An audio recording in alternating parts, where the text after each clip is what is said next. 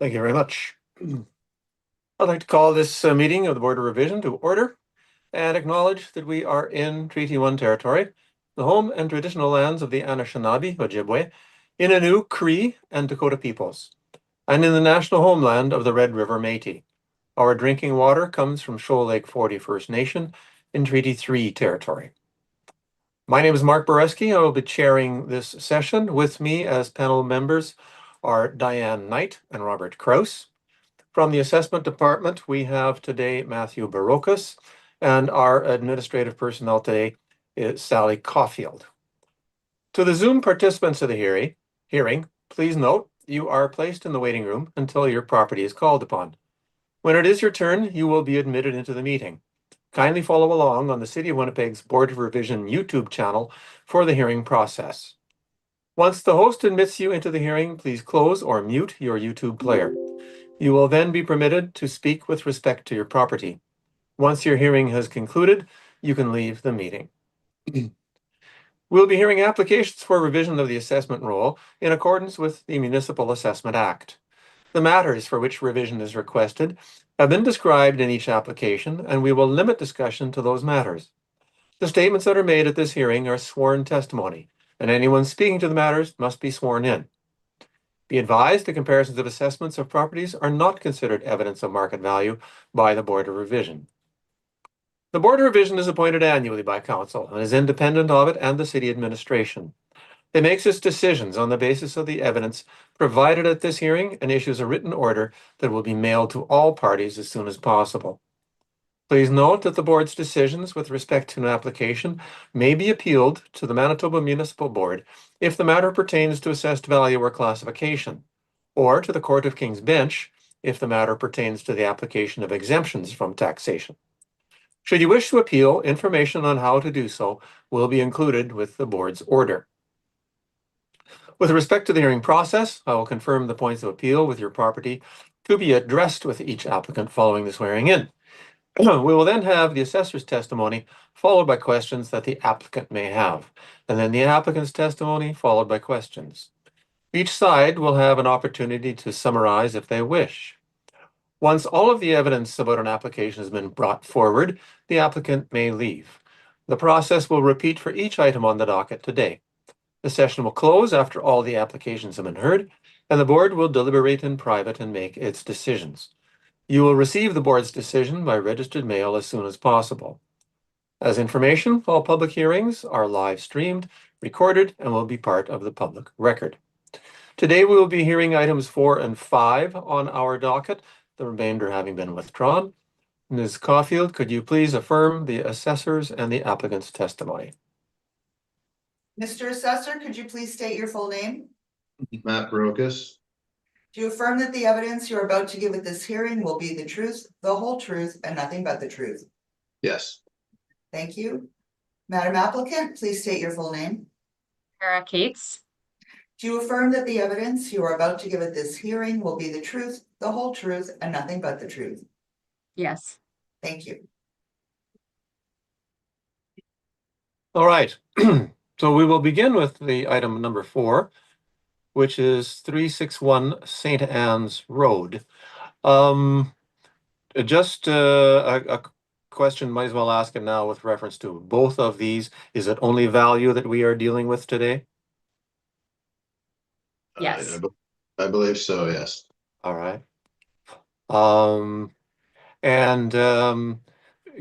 that the remainder have been withdrawn, I am wondering, will there be any recommendations on either of these two? I do not have any recommendations on either. All right, thank you. Then, Mr. Barokas, if you could proceed with 361 St. Anne's Road, please, your information. Okay, thank you.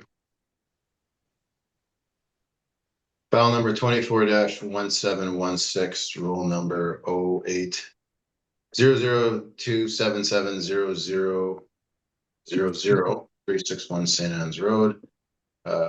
Assessed for reference to April 1st, 2023, $2,151,000, residential class 20 classification, and liability is taxable.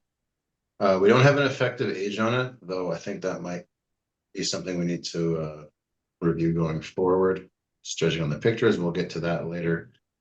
17 suites, 16 outdoor parking spots. It's located on St. Anne's, south of Fermor, north of Abinogi, kind of in the south central area. Page 2, there was a dollar sale with a sworn value of $1,775,000 in October of 2020. Page 3 shows the income value summary: 6 1-bedroom, 11 2-bedroom of the 17 units. The average monthly rent as assigned by the models is $1,048.63 with their modeled vacancy and our modeled 48.36% expense ratio. 4.95 cap, estimated market value 2.151 or $126,000 per unit. Rent comparables are found on page 4. Just glancing at the applicant's brief, unless anything's changed, we are within $2,000 of net operating income. So it's predominantly a cap rate issue. So I'm not gonna belabor the point, because that's really where we differ once we kind of funnel down to that part of the workup. Page 5, cap rate sales. I'm sure you've all seen them before. Table does, unfortunately, for some reason, it's very blurry. No copy I'm reading. Again, they're not meant to be site specific. They're just sales that I found. Arm's length, non-dollar sales, not for rental transactions. In the cities to substantiate the rates that the model is putting forth for properties this cycle, kind of like a quality check, and they range from 3.4 up to 5 3/4.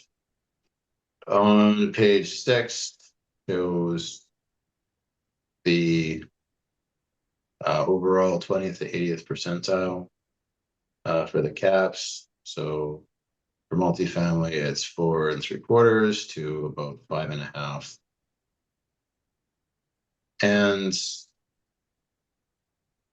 carrying on to page 8, see the exterior of the property. Looks like it's in good condition. Like it's got some newer windows there in first picture. In the second picture here, when I look at it, it looks like maybe some of those windows aren't as new. So it looks like there's a mix of new and old. This was taken from Google Street View, the most recent photograph I can get. So that's what we're seeing from the outside. And then the advertisement from on page 9 from the internet shows that heat and water is included. There's on-site parking, and suites are renovated, new cabinets, hardwood flooring, quartz countertops, stainless steel appliances. So looking at the pictures on page 10, just kind of circling back to my comments about perhaps an effective age being needed. Like it looks like they've done a substantial amount of interior refresh. I would consider this like an improvement over like your standard, just, you know, kind of replace a basic countertop with another basic countertop. These are, as per the description, quartz countertops. The cabinets look like they're good quality, stainless steel. Appliances, backsplash, new floors. Page 11 shows the bathroom. So it doesn't look like 1968 in there anymore. So then we have the income statements that follow on page, beginning on page 14. So, I mean, ultimately it's a cap rate dispute for this one. We're at just under 5. If you go back to my, unfortunately, chart that's been copied so many times, it's blurry now on page 5. You see that there's other sales of this vintage on Sargent Avenue, on Young Street rather, that sold for less than 5%, 4.2148, not purchased for rental, arm's length, 3 years stabilized. We're at 4.95. When you look at the renos, our estimate of market value is only 126.5 per unit, so I think we're pretty solid on this one. That's my presentation. Thanks for listening. Thank you very much. Ms. Cates, do you have questions? A few, thank you. So on your page 2, with regard to the sale, had you investigated that sale? I know it's between unrelated parties.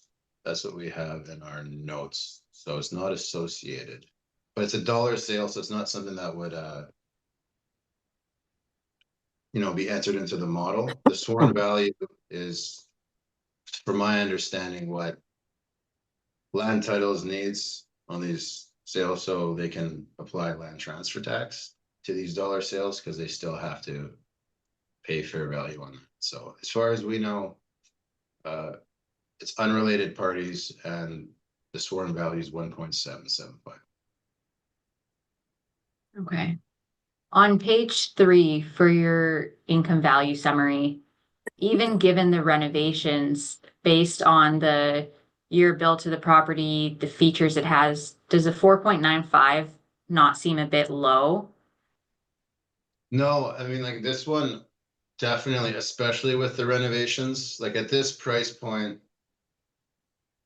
it's still small enough where a couple non-institutional investors can get together and buy it and compete with institutional investors.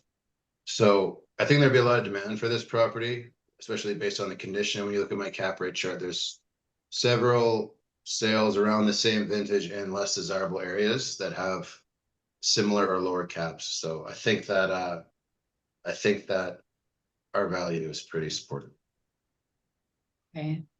So on page 6 with your cap rate table, looking at what the brokers are saying, I mean, for low rise properties, they're kind of saying minimum kind of 5 is the floor, kind of 5 to 6, 5.75. Do you agree with that? Well, I mean, I don't know what data they use to derive those.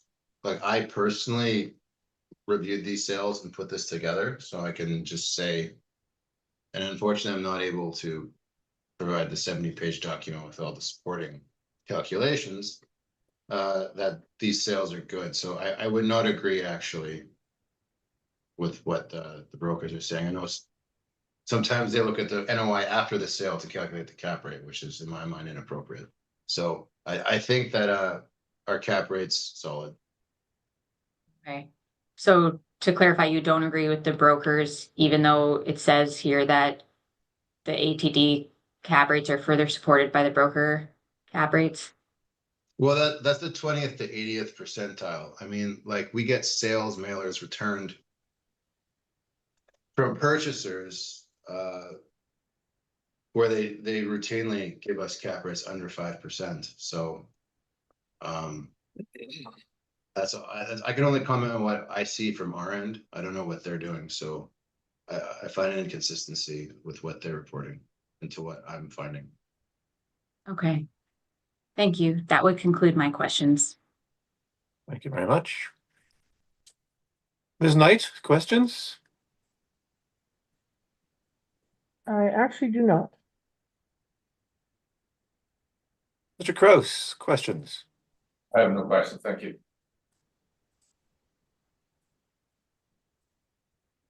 Mr. Barocas, what is the history of vacancy with this property? What's it been like over the years? I mean, I know just looking at the applicant's brief that they had high vacancy in 2022. Now, that might be connected to the level of renovations they were doing. I'm not sure. But I just went with the modeled vacancy on it. I'm not sure why it was so high in 2022 though, but I would suspect it has something to do with the work that's being done. Okay.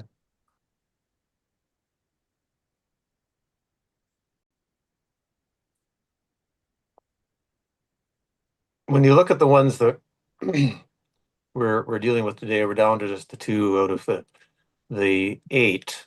They were all relatively similar. What is the attraction for this block for tenants? What would you say would be the factors that would attract them and have a relatively low vacancy rate, with the exception of that 2022? Well, I mean, when you look at, first of all, like I think it's in a good location. It's south central, so it's in a good part of town. It's got good access, roads to different parts. Like it's got Fermor to the north, it's got Abinoge to the south. You can shoot right up St. Anne's to get to downtown. If you work downtown, it's suburban in nature, but it's quick access to those areas. There's on-site parking that's available. But I mean, you could also park on the street because it's off St. Anne's, right? And most of the suites are renovated, and the rent, like it's $1,100 or so. So I mean, that's pretty affordable for what you're getting. So I think it's got a lot going for it. And if someone was to purchase it, they'd say, "Hey, I got all that. This work's all been done. I don't have to worry about putting out for these expenses that have just been covered." So I think it's a good property.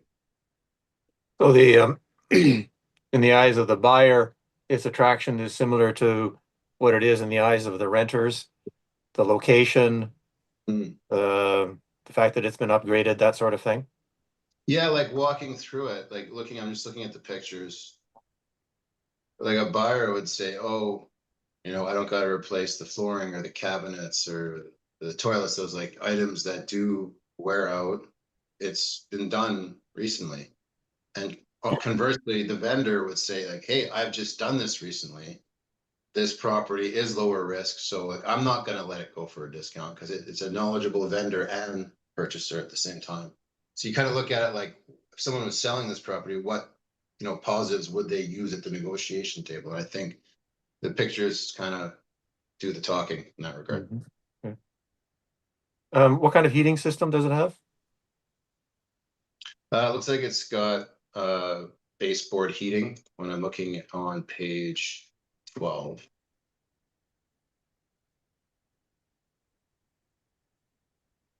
Does that mean minimal maintenance and upgrade cost relative to a central system, or not? I'm not sure, to be honest. I couldn't answer that question. Okay. Is it air conditioned then, or not any air conditioning? Oh. Let me see the pictures here. I think that's an air conditioner in the wall on page 12. So I don't believe it's air conditioned. And given it's got baseboard heating, then it's not going to have central air. Yeah, Correct? yeah, I think it's air conditioned. I'll double check my records now, but if you had to ask me about the pictures, my answer would be no. Not central air, but those looks like I got some window shakers there. Uh-huh. What is the square footage of the 2-bedroom units? Oh, let me see here.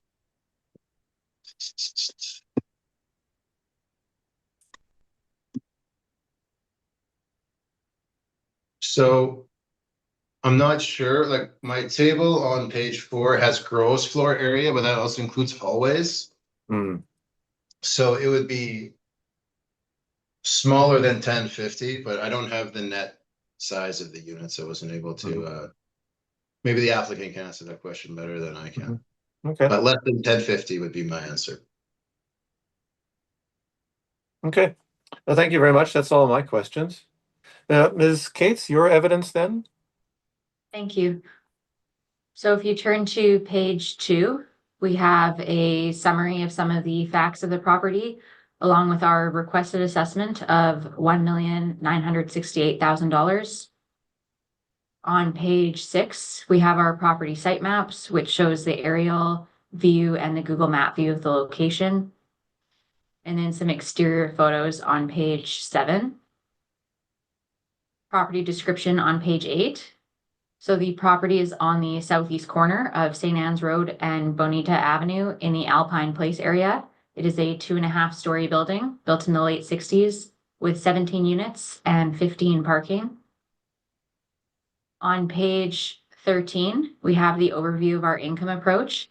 So we are applying potential market gross rents of $223,128 or $1,094 per unit per month based on the stabilized income reported for the property.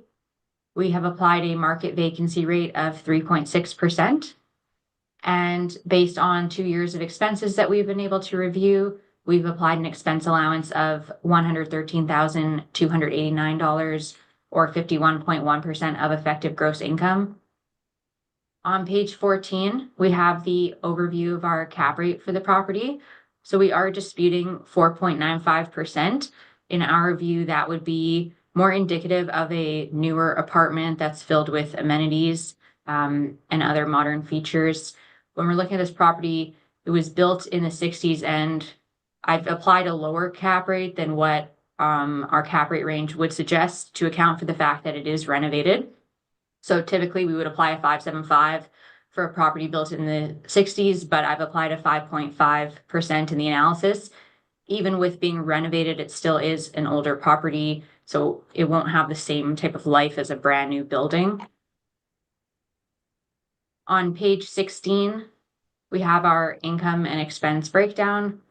So we've stabilized, we have an EGI of $221,530 with our expenses, which includes repair and maintenance at about $1,500 a unit. We have a net operating income of $108,241 with a 5.5% cap rate, gives an indicated value of $1,968,000 rounded.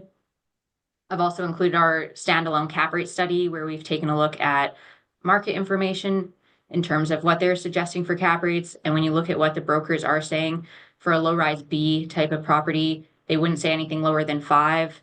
They're pretty much saying 5 to 6, 5 to 5.75. CBRE is a bit more optimistic. They're coming in a bit lower, but they're still saying 5 to 5.25.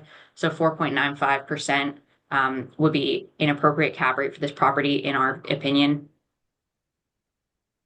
So if you turn to page 19 in our appendix, I've just included the marketing photos that they have, as well as the financials that we've been able to review for the property. And that would conclude my presentation on this property. Thank you. Mr. Barocas, do you have questions? Yeah, just a couple. In regards to on page 14, there's some site-specific adjustments for cap. Does Altus consider size of the building to be a factor in terms of adjusting the cap rate? We do consider a category for adjustment under number of suites, but it's not an adjustment that I've applied. I think there's a difference in view with our view and the city's view, where based on what I'm hearing, the city views very low suite counts as being lower cap rates. We don't necessarily buy into that same logic. Okay. I think that was pretty much the next question I was going to ask, so thank you. So do you know how much do you know when they did the renovation of the suites? Was it all done at once, or is it kind of like on a when a person moves out and then they fix it up basis? I'm not sure of the exact timeline. I would assume that it would have been after, it could have been after purchase, but I'm not exactly sure of how many they're doing at once or if they're all complete. Okay.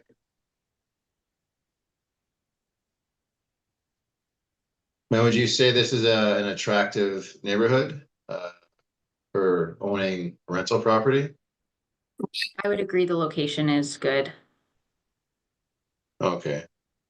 And is there any, in your research, did you note any physical deficiencies with the property? Physical or functional?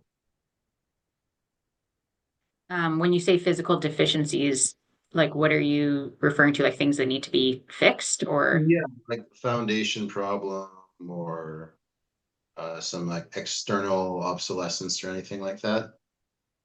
Haven't Anything? seen. Okay. Yeah, I haven't seen Okay. anything that indicated that major capital is required. Okay. And in your mind, would a purchaser, this level of renovation, do you think uh, a purchaser might assign less risk to the factoring in the cap rate when deciding on a purchase price? Do you think the Yeah, level they of can. renovation? Sir, Mhm. do you think the level of renovation is enough where a purchaser might put a downward adjustment on a calculated cap rate? Yeah, the condition would definitely have to be factored in, which is why I applied a downward adjustment to the cap rate. Okay, those are my questions. Thank you. Okay, thank you. Mr. Cross, do you have questions?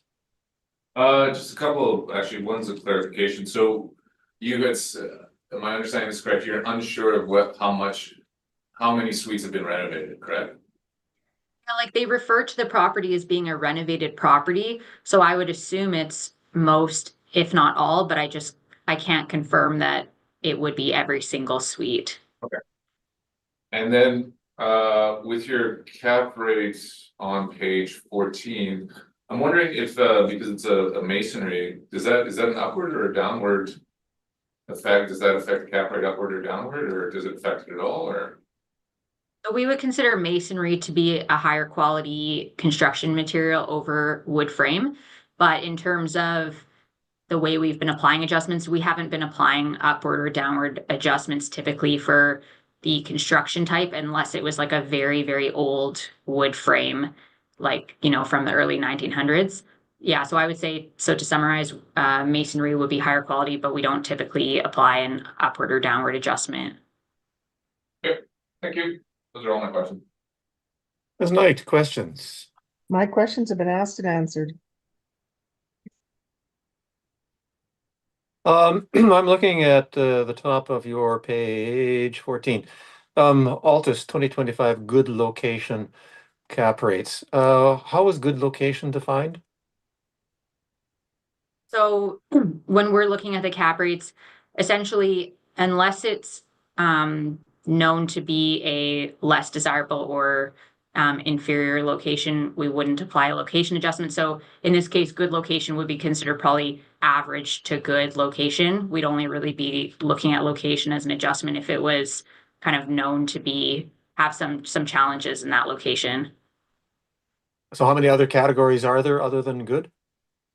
We would just do for our base good. So essentially, when we're looking at the way we describe good quality properties in good locations, unless there is known issues with quality or known issues with the location, we wouldn't be applying an adjustment. So even somewhere that's maybe considered more of an average location, we wouldn't really be applying any type of adjustment. So it's kind of an encompassing category if that clarifies. If not, I could try to clarify further.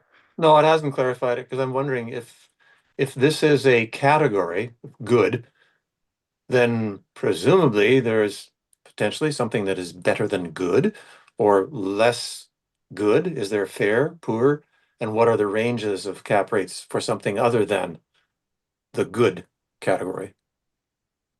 So for our base, we would only consider What do good. you, sorry, So but I'll stop you there. What do you mean by for your base?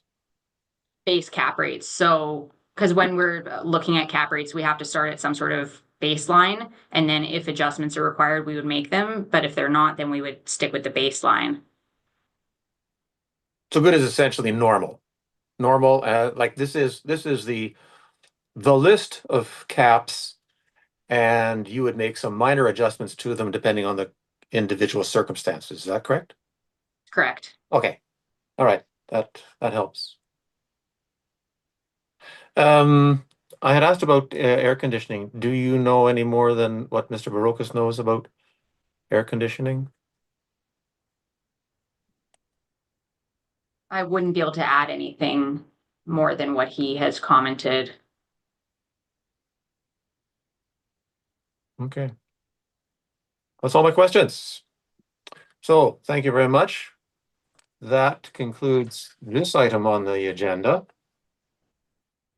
And we will move to the next one, which is a little farther down the street, 410 St. Anne's Road. Mr. Barocas, could we have your information, please?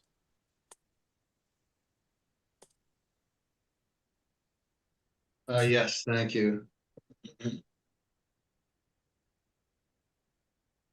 So, file number 24-2819 08003022500 410 St. Anne's Road. Very similar property, assessed value, 2,003,000. It's the same age. Very similar suite count, 18, and then 18 outdoor parking spots. Going to page 3, you see the work up here. It's 6 1-bedroom, 12 2-bedroom. Now, one thing you'll notice is even though it's highly similar, this one has got a higher expense ratio. What had happened was a member of our staff actually made an adjustment to this expense ratio, which is based on a review of their historical actuals. I'm not sure I would have done that, but that's what was done. So that's what we're seeing. So that's just to get ahead of it. That expense ratio there was not modeled, but the cap rate's the same. And that's why we're a bit lower than the last one at 111 per suite rather than 126. So we're pretty close on NOI, but we're still about 5-6 grand apart. So the rent comparables are found on page 4. So our subject property falls within the range. The applicant has higher rent than us, so I'm not sure that we'll have much of a dispute there. Same cap rate chart on page 5 and 6. Page 7 as well, you've seen all before the excerpts from the Municipal Assessment Act. Page 8 is where the pictures begin. So again, it's the same, very similar style of apartment in the same neighborhood on St. Anne's. It's got parking to the rear of it. And then there's a description on page 9, quiet block close to schools and shopping, St. Patel Center. I mean, there's a bus stop right in front. So, I mean, it's a good area and there's parking if need be. So when you look at the pictures of the interior on page 10, it's pretty similar to the last property. It shows in much the same way. And then we've got the income and expense mailers here at the end of the brief. Now, one thing you'll note is the maintenance and decorating is quite high. If we're looking at 18 units and we're taking, say, 68,000 divided by 18, that's 3,777 per unit. So I suspect there's probably some upgrading going on, especially when you go to 2020 and 2019. So, I mean, this is what the member of our staff would have looked at when they made the adjustment to the expense ratio. I personally wouldn't have. I would have done an analysis looking at the repairs and maintenance at a more typical level, probably around like between 1,500, 2,000 on the high end, and then probably recalculated an expense ratio there to see how close the model was. Probably would have fallen into the range of 48% like the last property, and I wouldn't have made a change. Regardless, I'm not here asking for an increase or anything. I'm just asking that the value be maintained. At those levels from 2019, 2020, 2021, 2022. And when I look at the pictures, it looks like they're probably spending some money. They're turning it from 1968 cabinetry and millwork flooring to this. So ultimately, the assessment is not too far off the last one at $2,003,111 per unit. That's my presentation. Thank you. Ms. Gates, do you have questions? I don't have any new questions. Thank you. Ms. Knight? Just about the flooring. So has the flooring been redone in those pictures, or is that the old flooring that's kind of covered up? I'm just kind of not sure. It looks like it could be newer vinyl flooring to me. Okay. Because the living room's gray, that's why I'm asking. It looks different from the kitchen dining room. Right. Yeah, I mean, I haven't inspected it, so I Okay. couldn't say there. That looks like that could be carpeting there. Yeah. That's as far as I know. Okay, that's my only question. Thank you. Mr. Gross? Just with regards to the expense ratio, do you know what the model would have, like, what it actually had before your associate adjusted it? Yeah, I do actually. It would have been the 48.36 that the last property had. Oh, okay, Because it's the same age, it's like the same unit count and close composition. So look at the model, like kind of like group properties, like, well, these two fall into the same bucket, but then someone from our staff made an adjustment. So that's why you're seeing a different expense ratio. okay. And then my only other question would be with regards to, there's a photo from the outside, like I don't know when this photo was taken, but it looks like there's some construction work going on the outside of the building. Page 8. Oh, right, yeah. Do you know what's going on there? Or is that something where the applicant might have to be able to answer? I do not. The applicant might be able to answer that, but I don't have any information. Okay, thank you. I just have one further question. Sure. If the expense rate was 48.36, then the NOI would be higher, correct? Yes, it would be. Okay, thank you.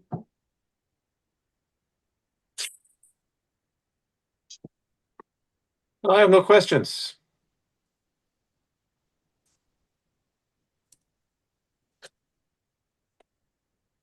Okay, so then Ms. Gates, could we have your evidence, please?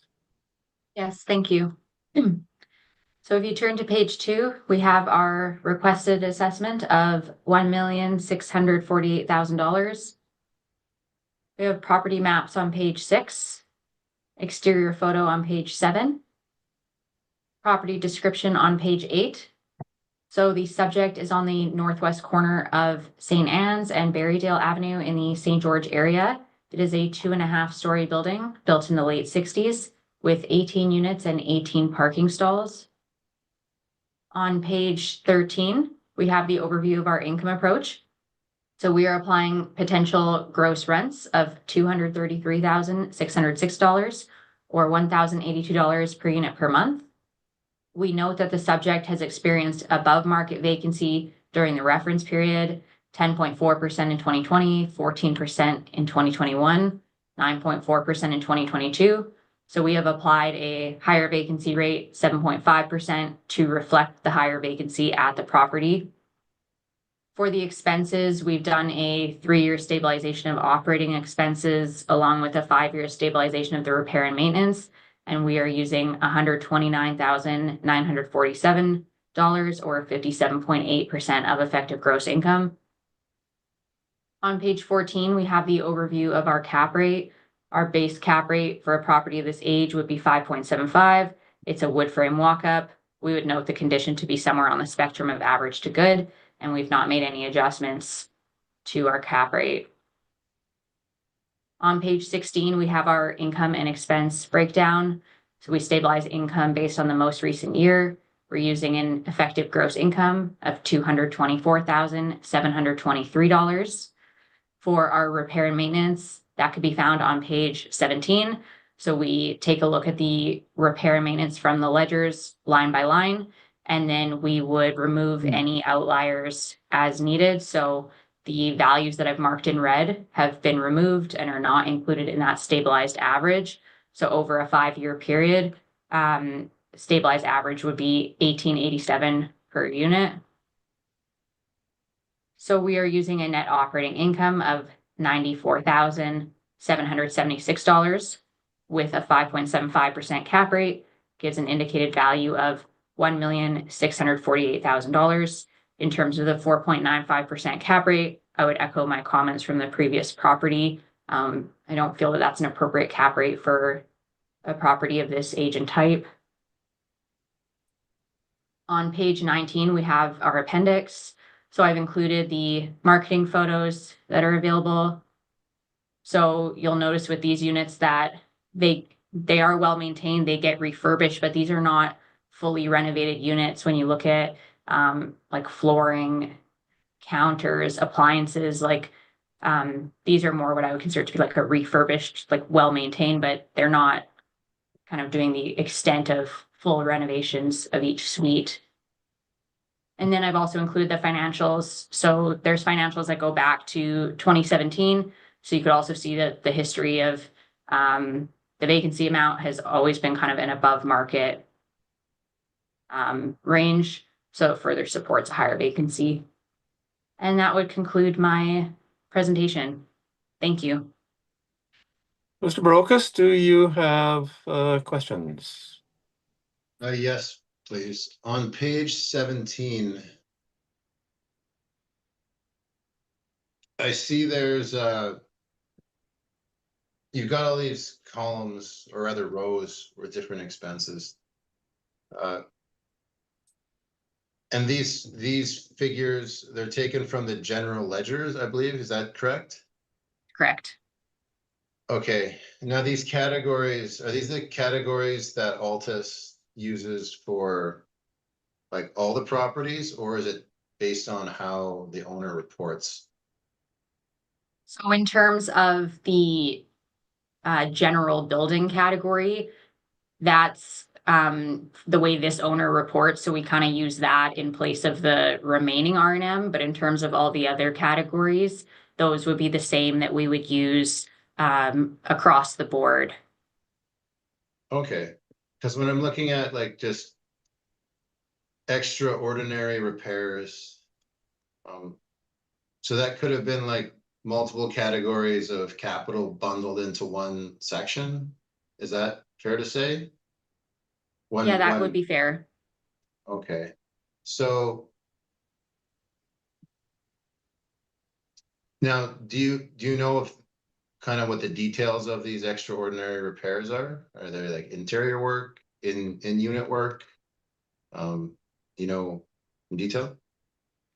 Not offhand. I'd have to pull it up if that's something that was of interest. But no, I don't have it right in front of me at this time.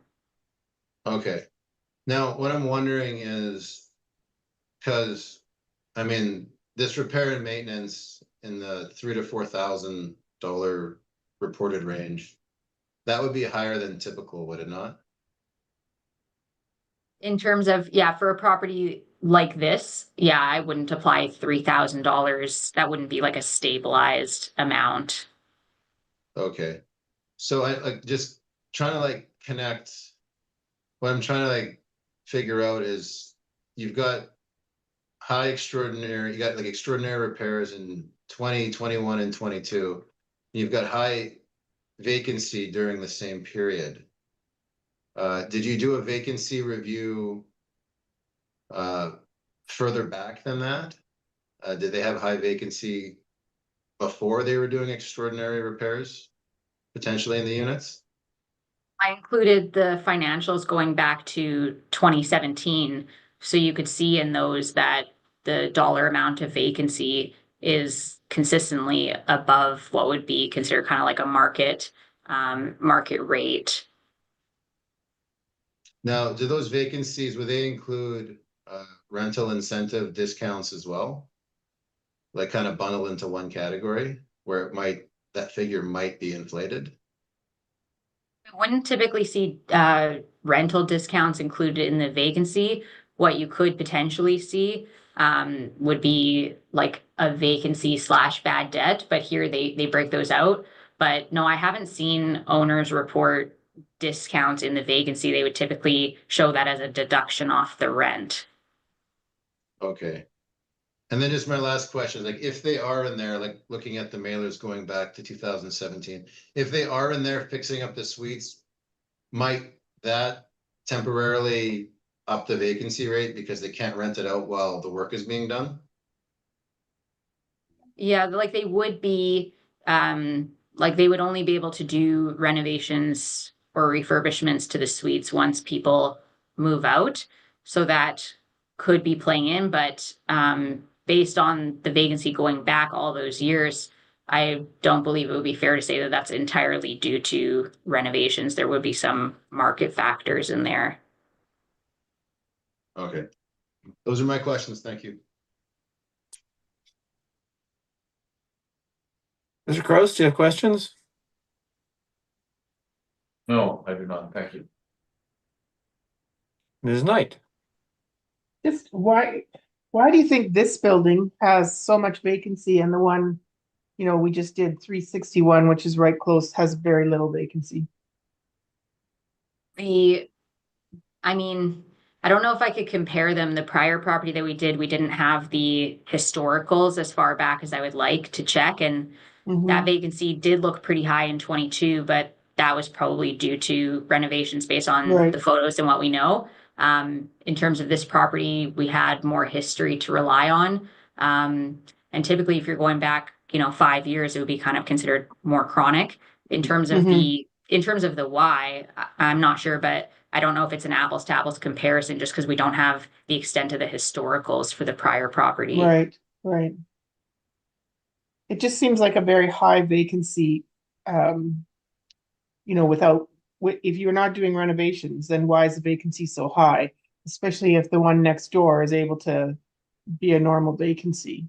What's wrong with this building? I see there was one where it's $8,000 in pest control in 2019, in 2000 and 2000 and 2020 and 21. So is that part of the problem that there's so much vacancy because it had an issue, or I'm just confused as to why it's so high. Think part of the vacancy picture as well is when we're looking at properties with a low suite count, they have trouble maintaining a proportionate market vacancy. So if you're looking at something with 18 units, having a vacancy of 3%, it would be harder for them to maintain. So I think that's part of the picture. I don't necessarily Mhm. think there's some major deficiency with the property. As far as I could see, it's in, above average or good condition. Yeah, all of the other properties that we were to do today were 2.6 and 3.6, so you can't really compare that at this point. Okay, thank you. Staying with the vacancy idea, in the years where extraordinary repairs are shown, do you know whether that was solely attributable to renovations, when people had moved out and consequently higher vacancy? I don't know if that's interior. I mean, I could try to pull it up and see what the figures are pointing to, but that sometimes extraordinary is also like exterior repairs.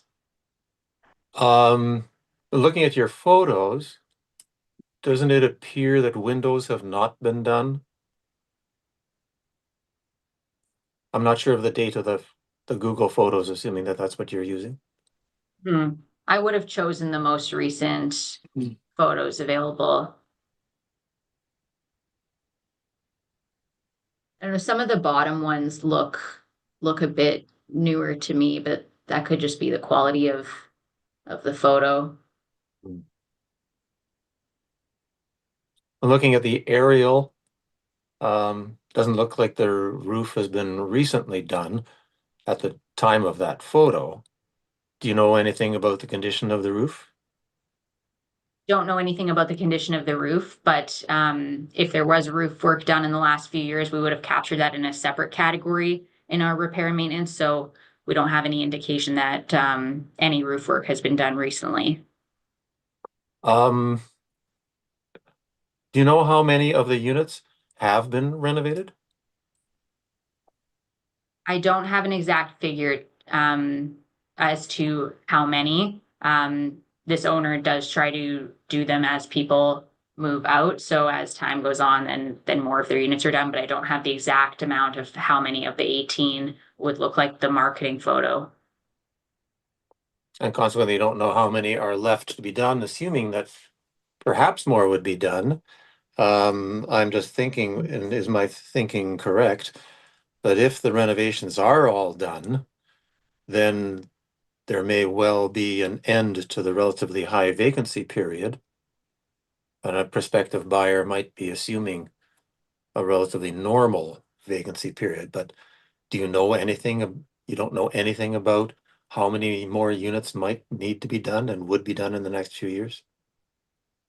No, I mean, just looking at the rents, they look fairly consistent in terms of the potential gross over the last few years. So I don't know if, yeah, I'm not sure.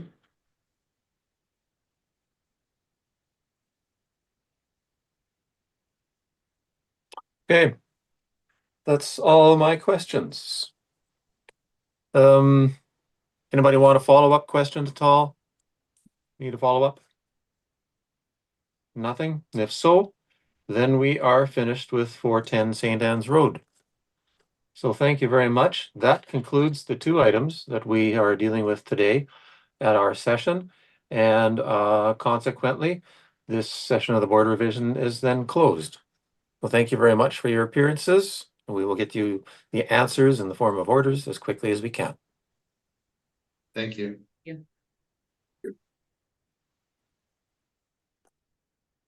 Ms. Caulfield, I suggest we take 10 minutes before we